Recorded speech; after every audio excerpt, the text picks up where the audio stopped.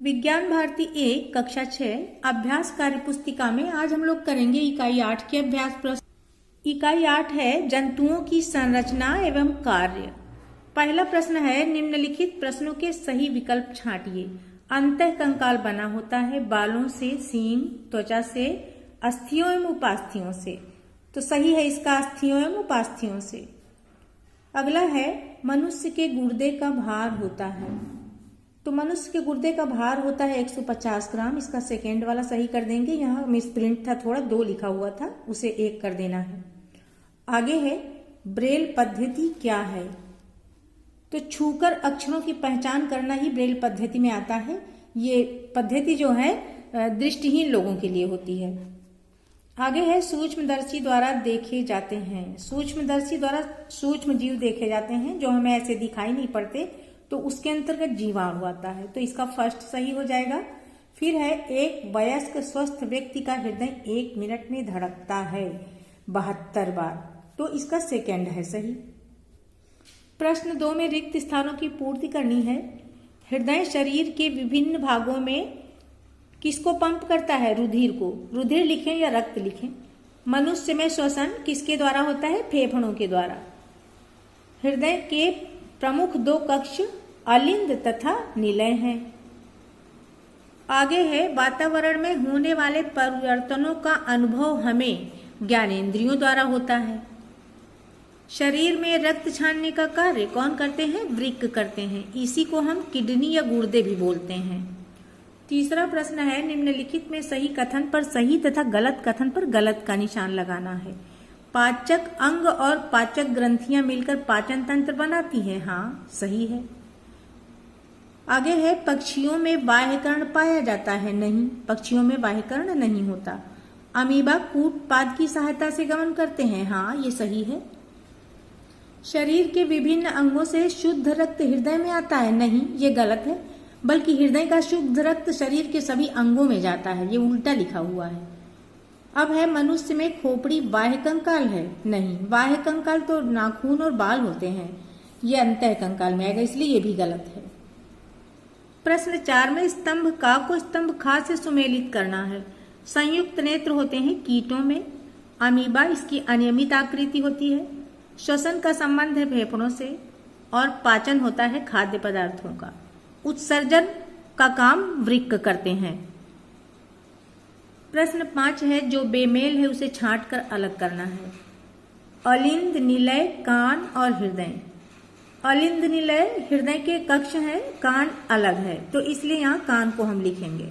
फिर है मूत्र, मुख गुहा, मूत्राशय, मूत्रवाहिनी। अब यहाँ पे मुख गुहा अलग है क्योंकि मूत्र, मूत्रवाहिनी और मूत्राशय उत्सर्जन तंत्र से संबंधित है। गा नंबर है मस्तिष्क, वृक्क, मेरुरज्जु और तंत्रिका। यहाँ पे वृक्क अलग है, उत्सर्जन तंत्र से संबंधित है, बाकी सब तंत्रिका तंत्र से संबंधित है। आगे है आंख, कान, नाक, जीभ और फेफड़े। आंख, कान, नाक, जीभ ये तो हैं ज्ञानेंद्रियां, जबकि फेफड़े ये श्वसन तंत्र से संबंधित हैं, तो फेफड़े अलग हो गए। मुख गुहा, फेफड़ा, आमाशय, छोटी आंत। अब मुख गुहा, आमाशय, छोटी आंत ये पाचन तंत्र के अंग हैं और फेफड़े का संबंध श्वसन से है, इसलिए फेफड़ा अलग हो गया। छठे प्रश्न में एक शब्द में उत्तर देना है। मनुष्य के हृदय में कुल कितने कक्ष होते हैं? तो कुल कक्ष होते हैं 4।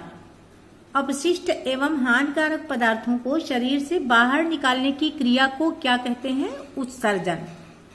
जीवों द्वारा अपने समान जीव उत्पन्न करने को क्या कहते हैं? प्रजनन कहते हैं। खट्टे, मीठे, नमकीन स्वाद का अनुभव किस अंग द्वारा होता है? तो जीभ द्वारा होता है। हृदय से ऑक्सीजन युक्त रक्त कहाँ जाता है? शरीर के विभिन्न अंगों में जाता है ऑक्सीजन युक्त शुद्ध रक्त। 7 नंबर में दिए गए प्रश्नों के उत्तर लिखना। श्वसन किसे कहते हैं? तो ऑक्सीजन युक्त वायु को अंदर खींचना और कार्बन डाइऑक्साइड से युक्त वायु को बाहर निकालना ही श्वसन कहलाता है। ख प्रश्न है मनुष्य के पाचन अंगों के नाम लिखिए। तो मनुष्य के पाचन अंग हैं मुख गुहा, भोजन नली, आमाशय, छोटी आंत, बड़ी आंत, मलाशय एवं गुदा। इसके अलावा पाचन ग्रंथियां यकृत और अग्न्याशय भी पाचन अंगों में ही सम्मिलित हैं। अगला प्रश्न है, प्रजनन किसे कहते हैं? प्रत्येक जीवधारी में अपने समान संतान उत्पन्न करने की क्षमता होती है। जीवधारियों की इस लक्षण को ही प्रजनन कहते हैं। मनुष्य के शरीर में पाई जाने वाली ज्ञानेंद्रियां एवं उसके कार्य लिखिए। तो ज्ञानेंद्रियां वही 5 हैं, कान, आंख, जीभ, त्वचा, नाक। अब कान का काम है सुनना और शरीर का संतुलन भी बनाता है ये। आंख का कार्य है देखना, नाक का कार्य है गंध का अनुभव करना और जीभ का कार्य है स्वाद लेना। ये बोलने में और भोजन को लार में मिलाने का भी काम करती है।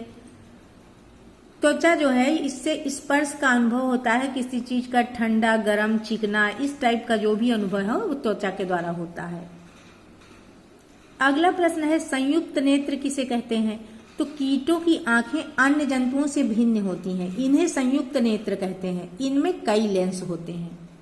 8वें प्रश्न में अंतर लिखना है ऐच्छिक क्रिया और अनैच्छिक क्रिया में। तो जिन क्रियाओं को हम सोच समझकर अपनी इच्छा अनुसार करते हैं वे ऐच्छिक क्रियाएं होती हैं, जैसे खेलना, पढ़ना या जो भी कार्य हम खुद से करें वो सब। और जिन क्रियाओं पर हमारी इच्छा का कोई प्रभाव नहीं होता वे अनैच्छिक क्रियाएं होती हैं, जैसे सांस लेना, दिल का धड़कना। अब हमें बाह्य कंकाल और अंतः कंकाल में अंतर लिखना है।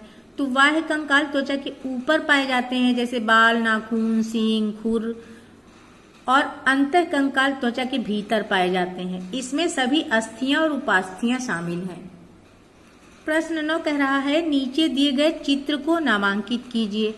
ये मनुष्य के पाचन अंगों का चित्र पूरा बना हुआ है। तो ये यहाँ ये नासा गुहा है और उसी के नीचे ये मुख है। इधर ये वाली ये मुख गुहा है और ये पूरा जो पाइप बनी है ये ग्रास नली कहलाती है। इसके जब हम आगे बढ़ते हैं तो ये वाली यकृत ग्रंथि है और इसी के नीचे ये पित्ताशय बना हुआ है। इधर ये आमाशय बना है।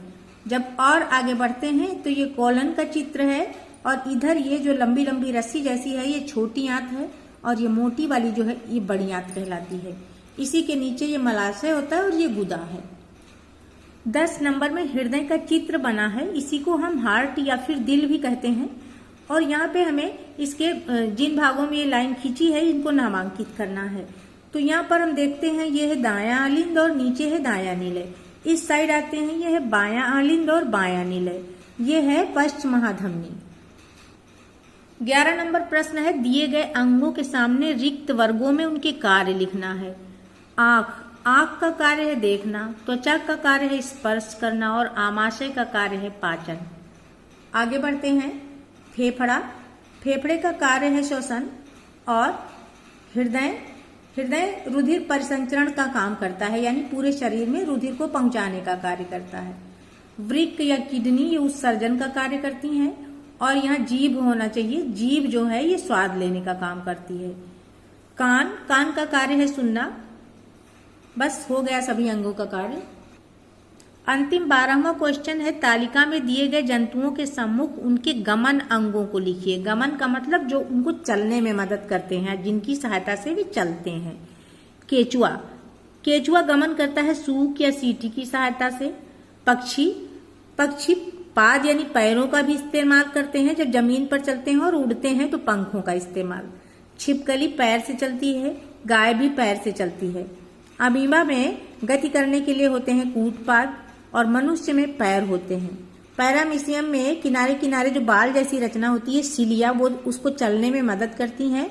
और मछली में पखने या पंख जो लगे होते हैं उनसे वो आगे बढ़ती है।